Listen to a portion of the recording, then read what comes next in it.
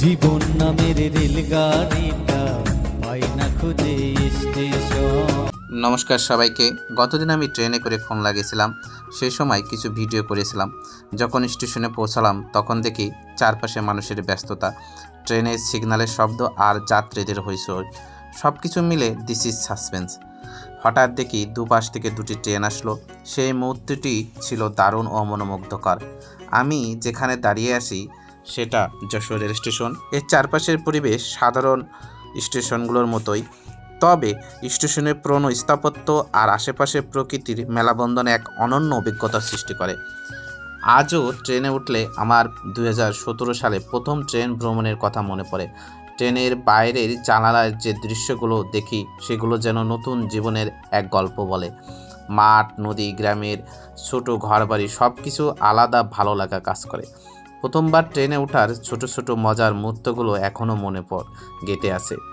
গতদিনের যাত্রা ব্যতিক্রম ছিল না। ট্রেনের মৃদু দোল, জানালার বাইরে প্রকৃতির রূপ সব মিলিয়েই খুব সুন্দর ছিল।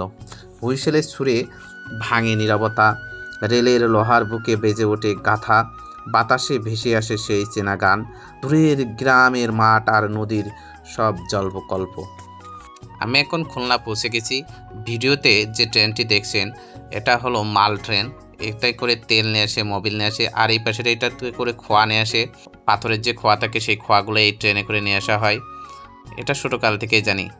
এই ট্রেনগুলো অনেক লম্বা হয় আর এগুলো কিন্তু ভারত থেকে আসে। দেখতে পাচ্ছেন হিন্দিতে লেখা আছে গায়ে, এই জন্য আমি আইডিয়া করছি এটা হয়তো ভারত থেকে আসে। যদিও আমি নিশ্চিতভাবে বলতে পারি না, তবু এটা আমার ধারণা। যাই হোক, দেখতে কিন্তু খুবই সুন্দর লাগে। আর এই মুহূর্তটা ভিডিও না করে আমি থাকতে পারলাম না লোভ সামলিয়ে। এই সময় প্রিয়জনকে নিয়ে কিছু বলতে ইচ্ছে করে। রাতের ট্রেন, চাঁদের আলো, তুমি আমি বসে পাশাপাশি থেমে থাকা স্টেশনে, হালকা বাতাসে ভেসে আসে রেল লাইনের ধাতব সুর, তার মাঝে মিশে যায় তোমার হাসি আর আমার হৃদয়ের স্পন্দন। জানালার পাশে বসে তোমার চুলে খেলা করে বাতাস, চাঁদ যেন তোমার মুখে আলো ছোঁয়া দিয়ে আমার প্রেমকে নতুন ভাষা শেখায়।